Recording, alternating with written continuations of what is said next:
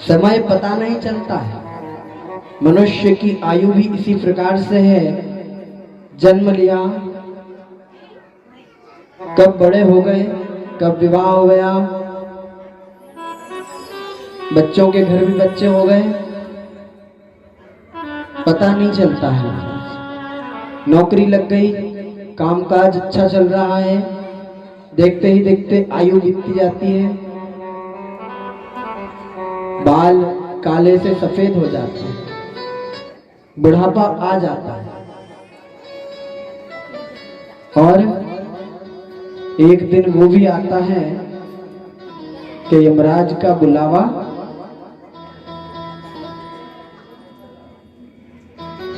व्यक्ति सोचता है कि हमारी आयु बढ़ती रहे, लेकिन कैसे बढ़ेगी?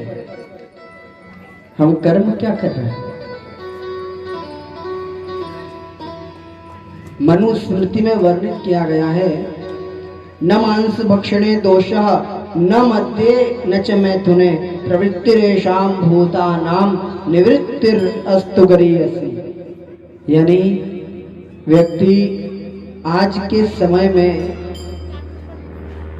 कहीं ना कहीं हर व्यक्ति किसी न किसी रूप में मांस भक्षण कर रहा है, मदिरा पान कर रहा है,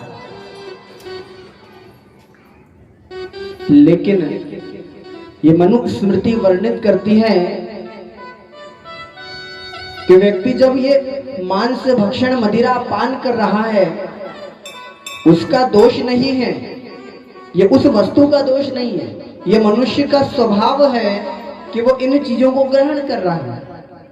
लेकिन भैया, जिस व्यक्ति ने इन वस्तुओं का त्याग कर दिया, जो व्यक्ति, जो जीव मांसाहार को छोड़कर, मदिरा पान को छोड़कर जब इन वस्तुओं से ऊपर उठ जाता है, उसी मनुष्य को, उसी व्यक्ति को श्रेष्ठ कहा गया है। वही व्यक्ति श्रेष्ठ है। मनुष्य का कर्तव्य क्या है, हम यही भूल जाते हैं। ये शिव कथा मनुष्य को जीने की राह भी प्रदान करती है कि किस प्रकार का आचरण होना चाहिए। लोग विचार करते हैं, सोचने वाली बात है। मनुष्य सोचता है विवाह करके परिवार को पालना, क्या यही मनुष्य का कर्तव्य है? अच्छा बताइए, मनुष्य का कर्तव्य क्या है? गृहस्थ आश्रम का धर्म क्या है? उत्तरदायित्व क्या है?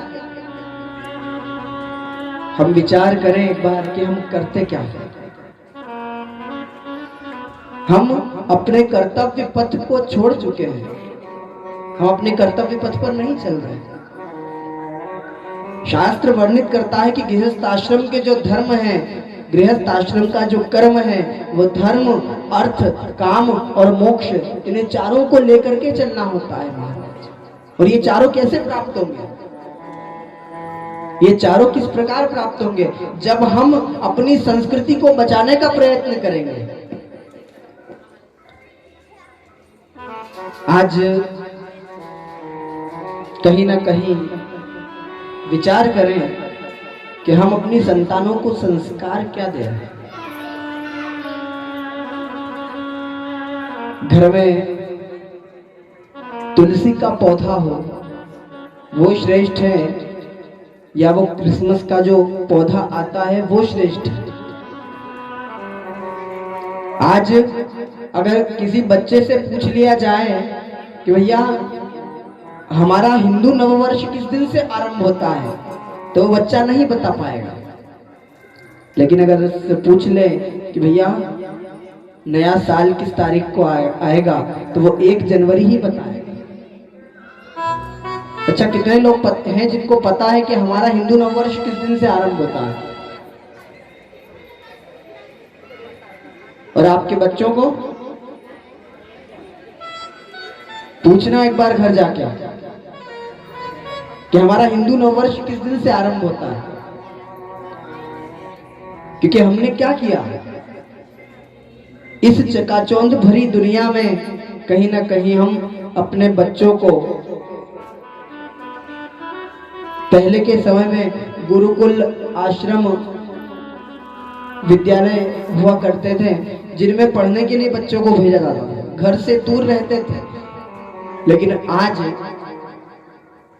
स्कूल घर के पास में आ गया और व्यक्ति सोचता है कि जितने पास का स्कूल हो उतना अच्छा है, और उसमें भी इंग्लिश मीडियम स्कूल हो तो ज्यादा अच्छा है। भैया, जो इंग्लिश है कहीं ना कहीं वही हमारी संस्कृत से, वही हमारी हिंदी से निकली हुई है। लेकिन आज हम बच्चों को संस्कार क्या दे रहे हैं?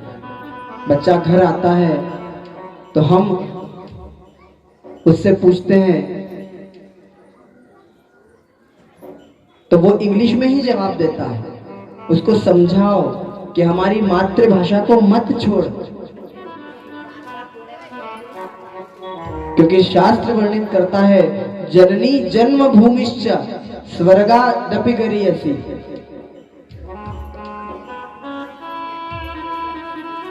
जो जन्म भूमि है वह सर्वश्रेष्ठ है, उसके आगे स्वर्ग का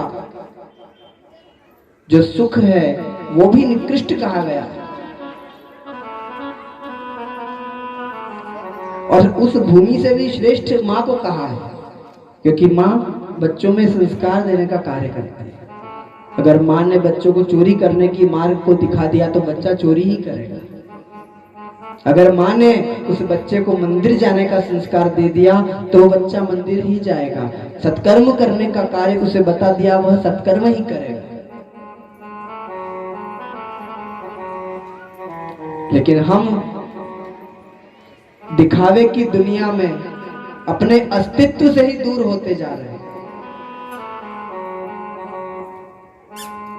हम अपने अस्तित्व से ही दूर होते जा रहे हैं, क्योंकि बच्चा सामने जब खड़ा होता है तो वो इंग्लिश में बात करता है, हिंदी में उसको बात करना नहीं आता। और अभी तो ठीक है भैया, क्योंकि ये तो अभी कलयुग का प्रथम चरण चल रहा है। जब आगे घोर कलयुग जब मध्यम आएगा उस समय क्या होगा?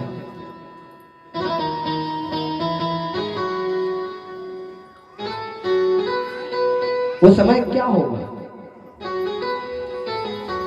लेकिन जिस व्यक्ति ने अपने संतानों में अच्छे संस्कार दिए, अपने घर पर मंदिर में पूजन करते हैं, अपनी संतानों से पूजन के लिए प्रेरित करते हैं, और हमारे तो मन में एक विचार आया, वो विचार प्रयास करें कि वो अमल में आए, तब उसकी सार्थकता है। ऐसा सोच रहे थे कि जब किसी बच्चे का जन्म दिवस हो तो प्रयास करें कि वो रात को जब केक काटते हैं, वो रात को केक नहीं काटते हुए सुबह से शाम तक कुछ न कुछ आयोजन, धार्मिक कृत्य करें। या तो उस बच्चे से अभिषेक पूजन करवाएं, या अपने घर पर भगवान का, सत्यनारायण भगवान की कथा रख सकते हैं। चाहे तो भगवान शिव का, महादेव का अभिषेक करवा सकते हैं उस बच्चे से, जिससे उसकी आयु में वृद्धि होगी, वो संस्कारवान होगा।